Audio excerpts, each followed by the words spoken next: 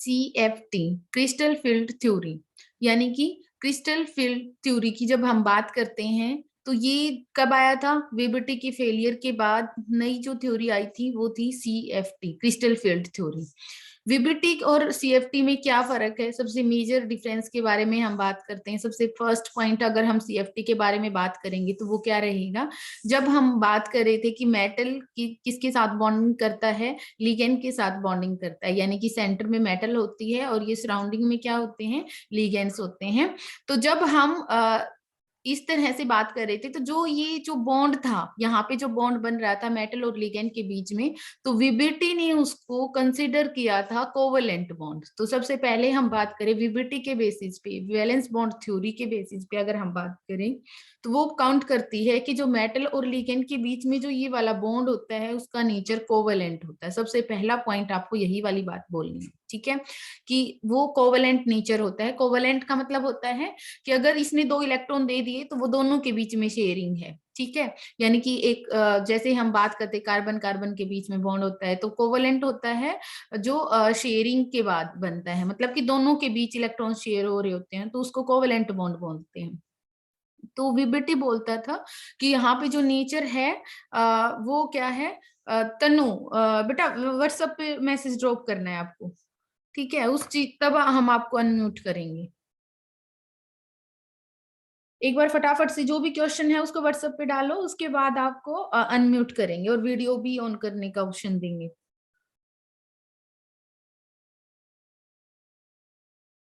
कोई भी क्वेरी है तो जैसे हमने अभी बोला है आप ऐसे ही करोगे बेटा, व्हाट्सएप पे डाल देना, फिर उसका आंसर करेंगे हम, ठीक है।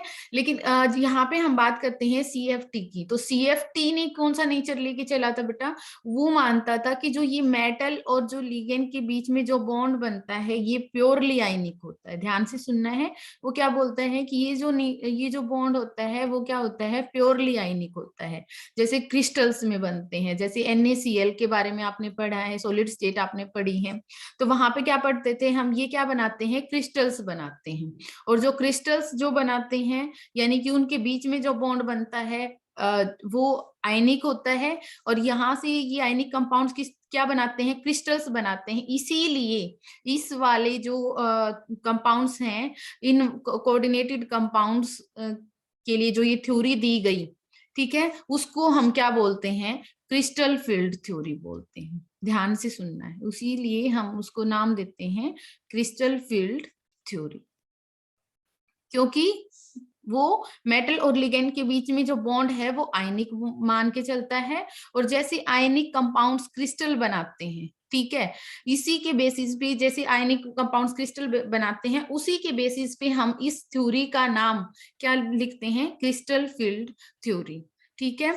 अब यहाँ पे हम बात करते हैं, यानी वो ये मान के चलता है कि जैसे सेंटर में मेटल के ऊपर प्योरली पॉजिटिव चार्ज है और लिगेंड के ऊपर क्या है? नेगेटिव चार्ज है। मतलब कि जो लिगेंड है वो तो नेगेटिवली चार्ज है, नेगेटिव सेंटर है। जैसे आयनिक कंपाउंड कैसे बनते हैं? जैसे NaCl की बात करते हैं तो एक के ऊपर पॉजिटिव चार्ज होता है, दूसरे के ऊपर नेगेटिव चार्ज होता है और उनके बीच में इंट्रैक्शन होती है, तब जाके कैसा बॉन्ड बनता है? आयनिक बॉन्ड बनता है। तो यहाँ पे हम भी वही वाली बात मान के चलेंगे कि ये लिगेंड के ऊपर क्या है? प्योरली नेगेटिव चार्ज है और मेटल के ऊपर कैसा चार्ज है? पॉजिटिव चार्ज है। कोवेलेंट नेचर नहीं है। सीएफटी बोलता है कि वहां पे कैसा नेचर है बॉन्ड का? आयनिक नेचर है, ठीक है। हम ये वाली बात मान लेते हैं कि यहाँ पे आयनिक नेचर है। अब जैसे जो हम क्वेश्चन हो सकता है कि जैसे हमने लिगेंड के तौर पे अमोनिया लिया था या फिर हम लिगेंड के तौर पे वाटर मॉलिक्यूल्स को भी ले लेते हैं, तो वहां पे कैसे नेगेटिव चार्ज हो गया? तो वहां पे बेटा जो इसकी जो पोलैरिटी है, क्योंकि ये क्या बनाएगा? डाइपोल बनाते हैं, पोलैरिटी होती है लोन पेयर की वजह से, इस वजह से ये क्या मान लिए गए हैं कि नेगेटिव सेंटर है ये, और मेटल किसकी तरह बिहेव कर रहा है? पॉजिटिव पार्ट की तरह बिहेव कर रहा है, ठीक है। तो उसने ये मान के चला कि इस तरीके से अरेंज हो जाते हैं। फिर उसने फर्स्ट पॉइंट ये वाला आपने लिखना है कि valence bond theory covalent bond मानती थी, जबकि सीएफटी क्या मानती थी? सीएफटी प्योरली आयनिक बॉन्ड मानती है मेटल और लिगेंड के बीच में। सेकंड पॉइंट आता है कि जो सीएफटी थी, क्रिस्टल फील्ड थ्योरी के बेसिस पे हम ये मानते हैं कि सेंट्रल मेटल के सराउंडिंग में क्या होते हैं, लिगेंड्स अरेंज हो जाते हैं, डिफरेंट डिफरेंट लिगेंड्स क्या हो जाते हैं, अरेंज हो जाते हैं। लेकिन वो लिगेंड इस तरीके से अरेंज होते हैं जिससे क्या हो जाए, मैक्सिमम स्टेबिलिटी आए। यानी कि जो ये लिगेंड्स हैं, ऐसा नहीं है कि पास पास नहीं बैठना चाहते, जितना पॉसिबल हो सके उतनी दूर दूर बैठना चाहते हैं। अब देखो ऑक्टाहेड्रल आप सभी ने पहले भी देखा है, ऑक्टाहेड्रल कैसे बनती है, यानी कि सराउंडिंग में ये चार तो ऐसे प्लेन में, एक ऊपर और एक नीचे ऐसे अरेंज होते हैं। ये क्या स्ट्रक्चर होती है, ऑक्टाहेड्रल। तो ये 6 लिगेंड्स कैसे अरेंज हो गए, 4 तो इस तरीके से प्लेन के अंदर और एक ऊपर और एक नीचे, ये है ऑक्टाहेड्रल स्ट्रक्चर। लेकिन ऐसे भी तो पॉसिबिलिटी थी ना बेटा कि 6 के 6 इस प्लेन के अंदर अरेंज हो जाते, लेकिन क्यों नहीं होते हैं इस तरीके से, क्योंकि उसमें क्या होता है, उतनी ज्यादा स्टेबिलिटी नहीं होती। लिगेंड्स क्या चाहते हैं, क्योंकि इसके ऊपर भी नेगेटिव चार्ज है, हर एक लिगेंड के ऊपर कैसा चार्ज है, नेगेटिव चार्ज है, तो जितना पॉसिबल हो सके उतना दूर रहने की कोशिश करते हैं। ठीक है, इसीलिए ऑक्टाहेड्रल ज्योमेट्री बनती है। तो ये वाली बात होगी कि यानी कि लिगेंड्स ट्राई करते हैं एक दूसरे से मैक्सिमम मतलब डिस्टेंस पे रहने की। थर्ड पॉइंट आता है हमारा, जो सबसे मेन पॉइंट आता है, जैसे विब्रिटी में हम पढ़ते थे, हमने क्या पढ़ा कि जो सेंट्रल मेटल होती है वो लिगेंड्स के साथ इंटरेक्ट क्यों कर पा रही है, क्योंकि मेटल के पास क्या होते हैं, डी ऑर्बिटल्स होते हैं। अब यहाँ पे डी ऑर्बिटल्स से ही मेन कंसेप्ट स्टार्ट होता है कि डी ऑर्बिटल होते हैं सेंट्रल मेटल के पास। अब सेंट्रल मेटल के पास अगर डी ऑर्बिटल्स हैं तो वो ऑर्बिटल्स पहले हम क्या पढ़ते थे, इस तरीके से रिप्रेजेंट कराते थे। जैसे मैंने जब आपको विब्रिटी कराया तो मैंने ये बताया था कि मान लीजिए ये क्या है, 3D है, तो यहाँ पे क्या था, डी ऑर्बिटल्स में हम इलेक्ट्रॉन्स को भरते थे। तो ध्यान से सुनना बेटा, ये क्या होते हैं, ये डी के अंदर ऑर्बिटल्स के नाम क्या क्या होते हैं, डी के डिफरेंट डिफरेंट ऑर्बिटल्स होते हैं, उनके नाम क्या होते हैं, D X Y, D Y Z, जैसे आपने 11th में पढ़ा भी होगा। इन ऑर्बिटल्स के नाम ये 5 क्यों हैं, क्योंकि एक का नाम डी एक्स वाई है, एक का डी वाई जेड है। ये वाला ऑर्बिटल मान लीजिए क्या है, डी जेड एक्स है, ये क्या है, D X square minus Y square है, और फिफ्थ क्या हो जाएगा हमारा, डी जेड स्क्वायर। तो ध्यान से सुनना है, डी ऑर्बिटल्स की 5 ऑर्बिटल्स क्यों होते हैं, क्योंकि डी के अंदर, डी सब सेल के अंदर 5 ही ऑर्बिटल क्यों होते हैं, क्योंकि ये क्या है, जो लोब्स होती हैं वो इस तरीके से 5 टाइप के ऑर्बिटल्स बनते हैं उसमें, इसलिए, है ना। तो उनके पर्टिकुलर नाम होते हैं डी एक्स वाई, यानी कि ये एक्स एक्सिस, जैसे आप मैथ्स में भी पढ़ा होगा आपने, क्या पढ़ते हो, एक्स एक्सिस वाई एक्सिस, इस तरीके से पढ़ते हैं हम। ठीक है, तो ये जो डी एक्स वाई होता है वो क्या होता है, एक्स एक्सिस और वाई एक्सिस के अलोंग होता है। ठीक है, कि मतलब बीच में बनता है, हम शेप बताएंगे आगे जाके कि कैसे D X Y D Y Z, इस तरीके इनकी शेप कैसी होती है उसके बारे में हम बात करेंगे। तो पॉइंट क्या है कि डी के 5 ऑर्बिटल्स थे और 5 ऑर्बिटल्स को हम ऐसे लिखते थे।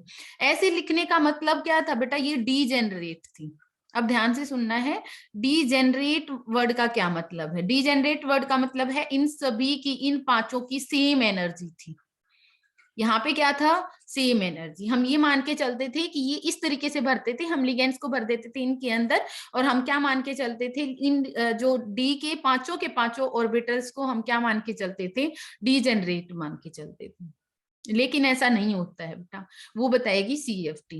अब हम बात करेंगे पहले तो 5 जो ये लिगेंड्स होते हैं वो किस तरीके से अरेंज होते हैं। देखो एक्चुअल में होता क्या है कि ये डी है, उनकी शेप कैसी होती है, जैसे मान लीजिए हम किसकी 3 एक्सिस होते हैं बेटा, जैसे मान लो कमरे में आप बात करो तो 6 हैं, मतलब किसी भी रूम के अंदर, जैसे मान लीजिए हम यहाँ पे एक क्यूब को लेके चलते हैं, तो क्यूब के हिसाब से मैं आपको बताती हूँ कि 6 एक्सिस मतलब 6 फेसिस होते हैं, तो उनके अलोंग 3 एक्सिस कैसे हैं, देखो ध्यान से देखना कैसे, एक ऊपर से नीचे तक एक एक्सिस, देखो एक 3 एक्सिस कौन कौन सी हैं, पहले तो हम इसको ले लेते हैं, देखो इस दीवार से लेकर इस दीवार तक ऐसे मान सकते हैं एक एक्सिस, तो ये हो गया, ये क्या है, एक एक्सिस। ठीक है, एक कौन सा हो सकता है, इस पीछे वाली दीवार से इस वाली दीवार तक, यानी कि एक इस टाइप का, ये क्या हो गया वाई, तो हमने क्या माना, इसको एक्स माना, एक्स एक्सिस माना, मैंने इसको क्या माना है, वाई एक्सिस माना है, जो पीछे से ये सामने वाली दीवार।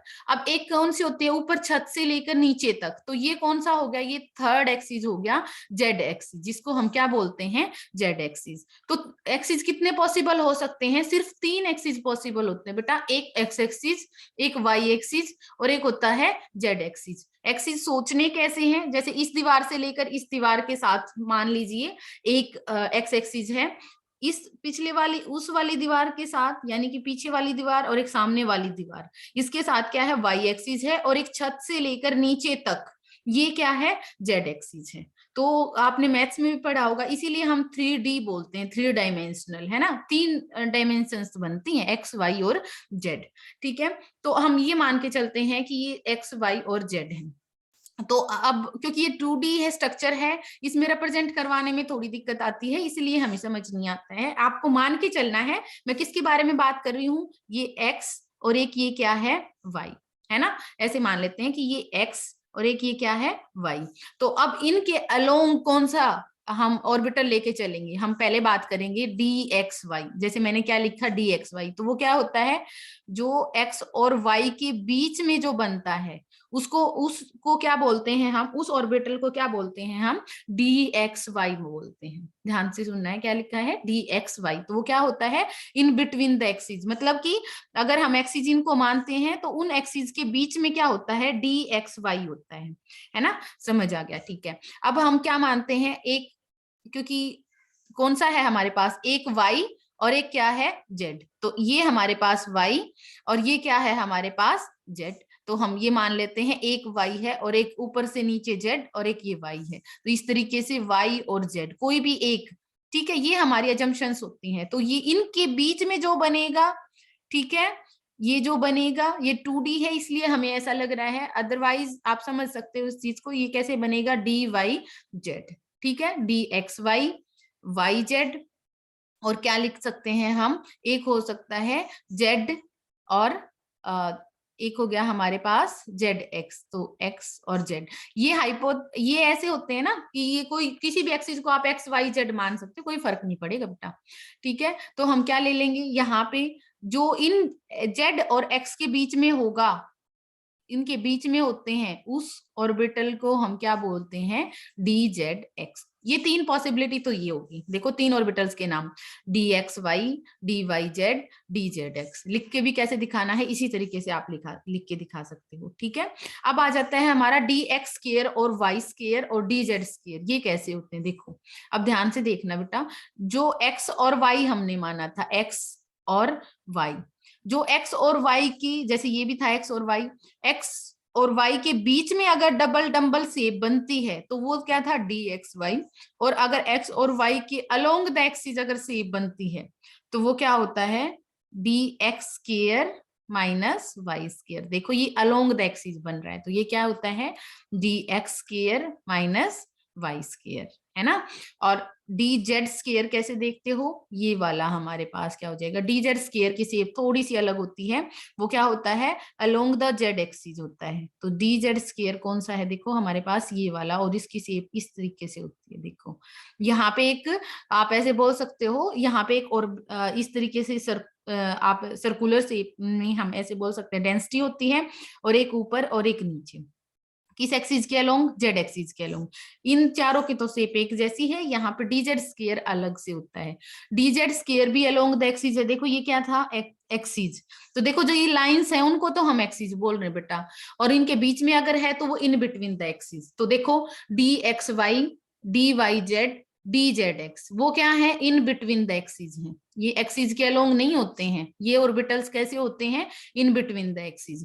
और अलोंग द एक्सिस कौन कौन से होते हैं, D X square minus Y square और डी जेड स्क्वायर। पहली बात तो आपको ये शेप पता होनी चाहिए, 11th में हम कराते हैं, अगर आपने वहां से नहीं किया था तो आपको ये यहाँ से याद कर लेना है बिल्कुल, ठीक है। तो इस तरीके से हम पढ़ते हैं। नेक्स्ट आता है, अब देखो, अब इसका मतलब सारे के सारे ऑर्बिटल्स अलग अलग डायरेक्शन में ओरिएंटेड हैं, ये इस डायरेक्शन में एक्स वाई के अलोंग है, ये वाई जेड के अलोंग है, ये जेड एक्स के अलोंग है।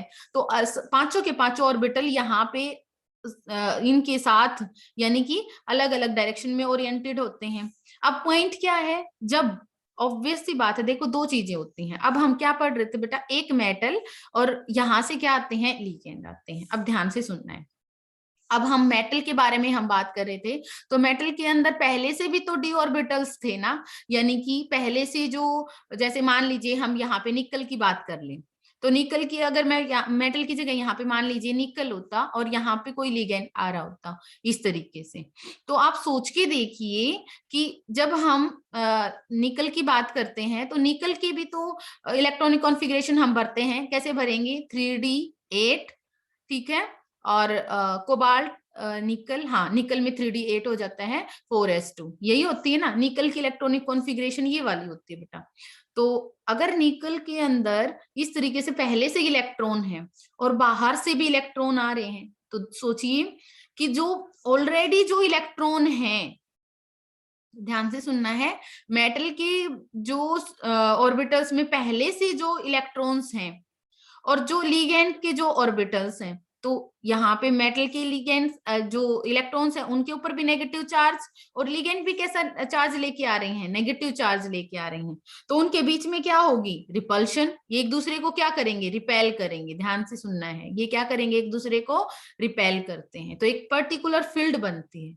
तो अब सुनो ध्यान से, अब एक बात सोचने वाली बात है बेटा, अगर हम यहाँ पे कोई भी मेटल मानते हैं, जैसे मैंने यहाँ पे निकल मान लिया, तो उसके पहले जो 5 ऑर्बिटल थे वो पहले क्या थे, बिल्कुल डीजेनरेट थे। डीजेनरेट मतलब सेम एनर्जी के थे, ठीक है। अब बाहर से क्या आ रही हैं, नेगेटिवली चार्ज लिगेंड आ रहे हैं यहाँ से बाहर से, तो वो क्या करेंगे, इसको इसकी तरफ आएंगे, ठीक है।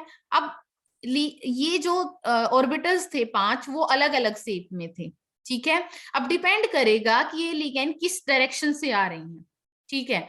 जो बिल्कुल बिल्कुल सामने से आएंगे उनकी रिपल्शन ज्यादा होगी, और जो मतलब इन बिटवीन द एक्सिस के अलोंग होगा तो उनकी रिपल्शन अलग होगी, अलोंग द एक्सिस है उनके लिए रिपल्शन अलग फील होगी। जब ये बाहर से लिगेंड आएंगे तो जो ये ऑर्बिटल्स थे हमारे, ये ऑर्बिटल्स, इनके लिए, क्योंकि ये अलग अलग डायरेक्शन में ओरिएंटेड थे, इनके लिए तो रिपल्शन अलग अलग हो जाएगी ना, यानी कि इनके अंदर जो इलेक्ट्रॉन्स थे उनके लिए, जो ये बाहर से ये लिगेंड आ रहे हैं उनके लिए रिपल्शन अलग अलग हो जाएगी। अब ध्यान से सुनना है कैसे हो जाता है, देखो। अब मैं वो बात करती हूँ बेटा ऑक्टाहेड्रल की। अब यहाँ पे हमें पहले ये बताना पड़ेगा कि हम बात किसके बारे में बात कर रहे हैं, है ना, किस जियोमेट्री के बारे में बात कर रहे हैं। तो हम किसके बारे में बात कर रहे हैं, हम ऑक्टाहेड्रल जियोमेट्री के बारे में बात कर रहे हैं, ठीक है। ध्यान से देखना है, हम किसके बारे में बात कर रहे हैं, ऑक्टाहेड्रल जियोमेट्री। तो ऑक्टाहेड्रल में कैसे बात करते हैं, जैसे मान लीजिए सेंटर में मेटल है, यहां से क्या आ रहे हैं, लिगेंड आ रहे हैं। तो जब हम ऑक्टाहेड्रल जियोमेट्री की बात करते हैं, ठीक है, तो यहाँ पे जो लिगेंड्स होते हैं वो आते हैं अलोंग द एक्सिस। ध्यान से सुनना है, कैसे आते हैं, along the axis, along the axis, ठीक है। मान लीजिए मैं इसको एक्स एक्सिस मान लेती हूँ, इसको वाई एक्सिस मान लेती हूँ, और इसको जेड एक्सिस मान लेती हूँ। तो दो लिगेंड तो एक्स एक्सिस, देखो एक्सिस ऐसे, ये एक्स एक्सिस, ये वाई एक्सिस, और एक ऊपर से नीचे क्या है, जेड एक्सिस। तो देखो अगर हम यहाँ पे माने तो देखो ये एक्स एक्सिस मान लीजिए, ठीक है, ये क्या है, वाई एक्सिस, और एक ऊपर से नीचे क्या है, जेड एक्सिस। तीन ही एक्सिस हो सकते हैं ना, तो 1 2 3 4 5 और 6। तो ऑक्टाहेड्रल में दो लिगेंड तो एक्स एक्सिस के अलोंग आ रहे हैं, दो लिगेंड किसके अलोंग आ रहे हैं, वाई एक्सिस के अलोंग आ रही हैं, और दो लिगेंड किसके अलोंग आ रहे हैं, जेड एक्सिस के अलोंग आ रहे हैं। तो अब यहाँ पे कंसेप्ट स्टार्ट हो जाता है बेटा कि जो लिगेंड्स आ रहे हैं वो अलोंग द एक्सिस आ रहे हैं। और देखो जैसे ही जो भी मेटल है हमारे पास, उसके जो डी ऑर्बिटल्स हैं उनको क्या दिखेंगे कि भाई इनके पास भी कुछ ना कुछ इलेक्ट्रॉन्स होते हैं। जैसे मैंने अभी बताया था, जैसे मान लीजिए निकल मान लिया था, तो उसके पास ऑलरेडी पहले कुछ इलेक्ट्रॉन्स थे डी के अंदर, इसके ऊपर भी इलेक्ट्रॉन्स हैं, और बाहर से भी मेटल क्या आ रही है, जो लिगेंड्स हैं वो क्या लेके आ रही हैं, इलेक्ट्रॉन्स को लेके आ रही हैं। सिंपल है, लिगेंड्स के ऊपर नेगेटिव चार्ज है, तो क्या करेंगे, वो एक दूसरे को रिपेल करेंगे। ये लिगेंड आ रहे हैं, यहाँ पे सेंट्रल में मेटल है, वो एक दूसरे को रिपेल करेंगे तो पहले तो इन पांचों की एनर्जी एकदम से बढ़ जाएगी। देखो इन पांचों की एनर्जी क्या हो जाती है, एक साथ बढ़ जाएगी। ठीक है, अब जैसे ही इन सब की एनर्जी एकदम तो पांचों की बढ़ेगी। जैसे मान लीजिए एक गांव है, हम ऐसे मान लेते हैं बेटा, ये एक छोटा सा गांव है, ठीक है, और इसके अंदर कुछ मतलब पर्सन रहते हैं, और जैसे ही उनको ये पता चलता है, बहुत सारे घर हैं यहाँ पे, ठीक है, तो जैसे ही उनको ये पता चलता है कि पुलिस आ रही है, मान लेते हैं हम, ठीक है, तो किसी ने कुछ गलती की है, किसी ने कुछ गलती की है, तो मान लेते हैं कि पुलिस आ जाती है बाहर से, तो एकदम तो सभी डर जाएंगे ना, पता नहीं किसके घर जाएगी। तो पॉइंट क्या है, जब एकदम से लिगेंड आते हैं तो सारे के सारे पांचों के पांचों ऑर्बिटल्स की एनर्जी ज्यादा हो जाती है, सारे के सारे डर जाते हैं। ऐसे मान के चलिए, जैसे मान लो मैं आपसे बोल रही हूँ कि एक बार तो क्या होता है कि जैसे ही पुलिस आती है, आपको ये पता चल गया कि मान लीजिए अब ये नहीं पता किसके घर आने वाली है, लेकिन जैसे ही पता चलता है कि पुलिस आने वाली है, सबको डर लगता है। इसी तरीके से यहाँ पे है, जैसे ही लीगेंड्स बहुत दूर होते हैं, तो क्या होता है, सारे के सारे पांचों के पांचों जो ऑर्बिटल्स थे उनकी एनर्जी बढ़ जाती है। लेकिन जैसे ही मैंने अभी बोला कि पुलिस दूर से थी, और जैसे ही पता चलता है कि इस पर्टिकुलर गली के अंदर जा रही है, इस पर्टिकुलर गली के अंदर गई हैं, दो गलियों के अंदर गई हैं, तो क्या होगा, बाकी के सारे पर्सन ये सोचते हैं चलो ठीक है हमारे घर नहीं आई।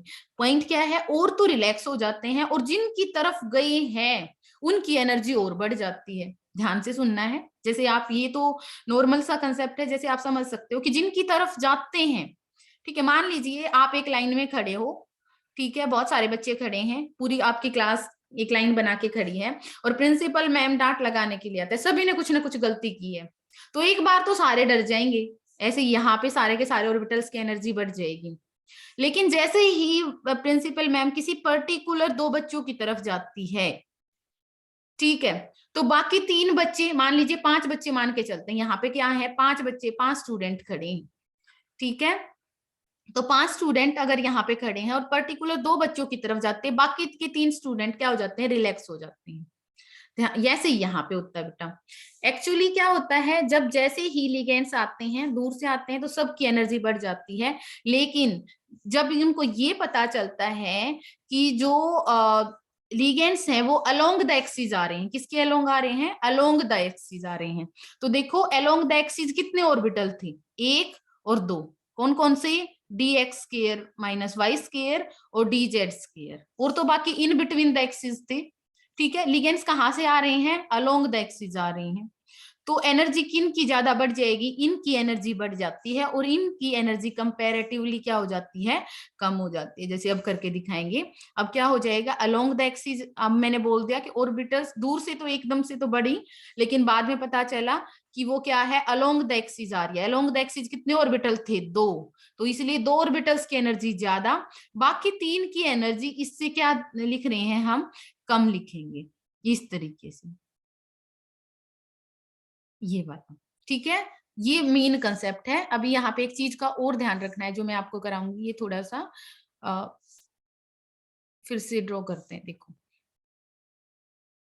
ये वाला, ठीक है, अभी इन बातों का पूरा मतलब है, इतनी बात समझ आनी चाहिए कि, तो बेटा ये क्या थे, डी के साथ पांच ऑर्बिटल्स, डी के पांचों ऑर्बिटल्स की एनर्जी एक बार तो बढ़ जाती है, ठीक है, फिर बाद में वो एनर्जी जो जिनके अलोंग आ रहे हैं, तो कौन कौन से के लिए, D X square minus Y square और डी जेड स्केयर, इनके लिए ज्यादा है, बाकी D X Y, D Y Z, D Z X के लिए क्या हो जाती है, कम हो जाती है। अब देखो ये वाला भी मैंने अभी मैंने जस्ट इरेज किया है और दोबारा लिखा है, क्यों लिखा है, क्योंकि ये वाला गैप भी सेम नहीं है, ये वाला ज्यादा दिख रहा है, और ये वाला गैप क्या, देखो इस सेंटर से हम इसको हम बोल देंगे, क्योंकि ये जो ओरिजिनल जो हमारे डी ऑर्बिटल्स की जो हम मान के चल रहे थे, इसको हम बेरी सेंटर बोलते हैं, क्या बोलते हैं हम, बेरी सेंटर बोलते हैं। तो इस सेंटर से इनकी एनर्जी तो इतनी कम हुई है, और ऊपर वालों की एनर्जी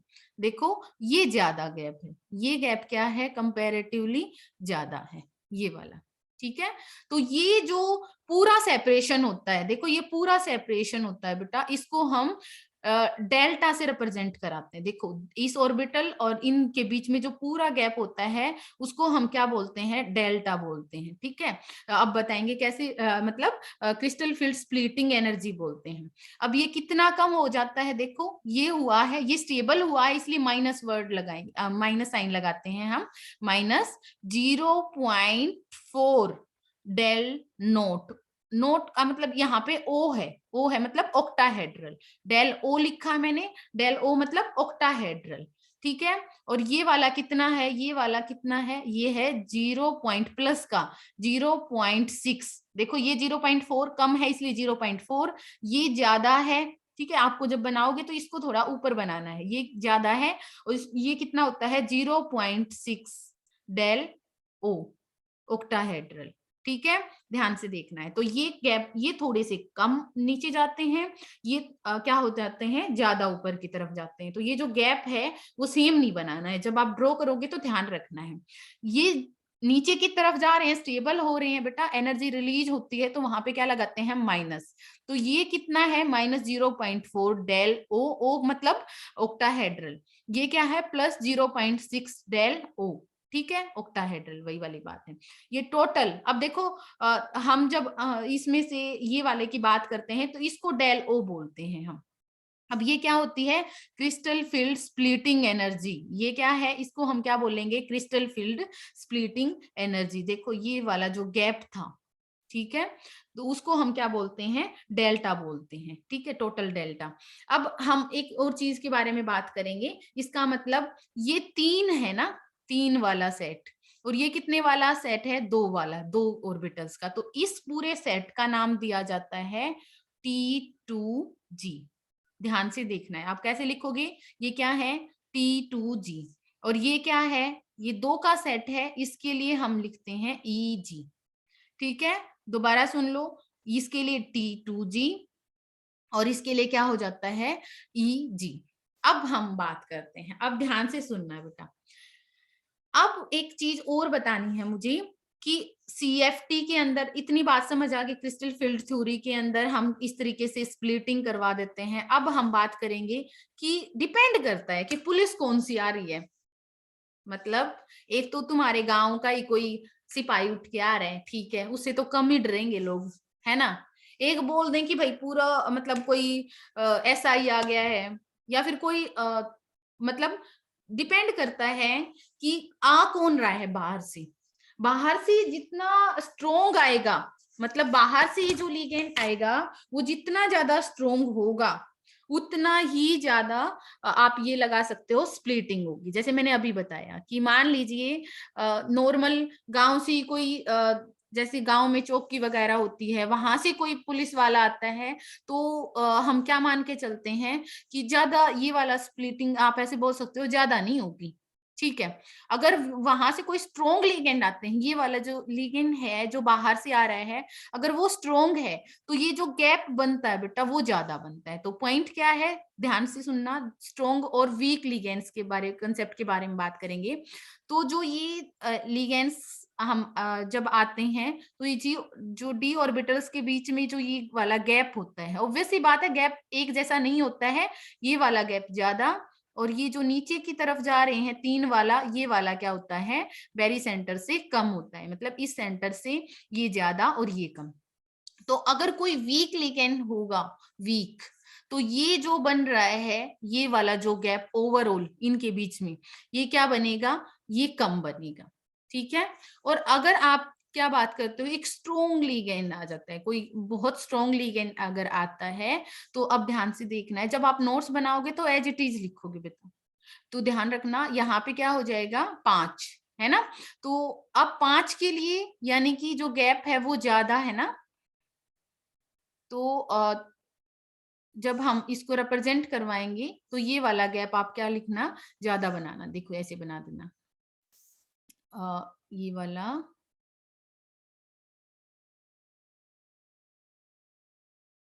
ये, और उसके कंपैरेटिवली कम रखना, ध्यान रखना, ये 3, है ना, क्योंकि बेरी सेंटर से ये अनइक्वल होते हैं, ये ज्यादा और ये कम। तो overall del nought del nought ये वाला। तो ये डेल नोट कम है, ये डेल नोट क्या होता है, ज्यादा होता है, क्योंकि ये स्ट्रोंग है। अब इसने देखो सीएफटी ने जो, वीबीटी ने जो एक्सप्लेन नहीं किया था ना स्ट्रोंग और वीक वाला कंसेप्ट, उसको जो सीएफटी है क्रिस्टल फील्ड थ्योरी ने बहुत अच्छे से एक्सप्लेन किया। उसने क्या बताया कि अब देखो बेटा, जब बाहर से कोई स्ट्रोंग आता है, जैसे मान लीजिए ये लिगेंड स्ट्रोंग आएंगे, कोई स्ट्रोंग लिगेंड आता है, तो ये जो रिपल्शन होती है वो ज्यादा होती है। मतलब भाई बात वही है ना, कोई मतलब प्रिंसिपल डंडा लेके पिटाई करता है तो उसमें ज्यादा डर लगता है बच्चों को, जबकि क्लास टीचर करेगा तो उसमें कम डर लगता है। सिंपल सी बात है, यानी कि ऑथोरिटी कितनी बड़ी है। अगर डायरेक्टर सर आ जाते हैं तो और भी ज्यादा डर लगता है। यानी कि पॉइंट क्या है, उतना ज्यादा डर होता है, उसी तरीके से यहाँ पे उतनी ज्यादा रिपल्शन होती है। अगर लिगेंड स्ट्रोंग आएगा तो यहाँ पे रिपल्शन ज्यादा होगी, ठीक है, ये वाला जो डिफरेंस है वो ज्यादा होगा। और अगर कोई वीक आएगा तो ये वाला जो गैप है वो क्या होगा, कम होगा। मेरे हिसाब से आपको ये वाली बात बिल्कुल अच्छे से समझ आ गई होगी कि स्ट्रोंग और वीक के बीच में क्या डिफरेंस है।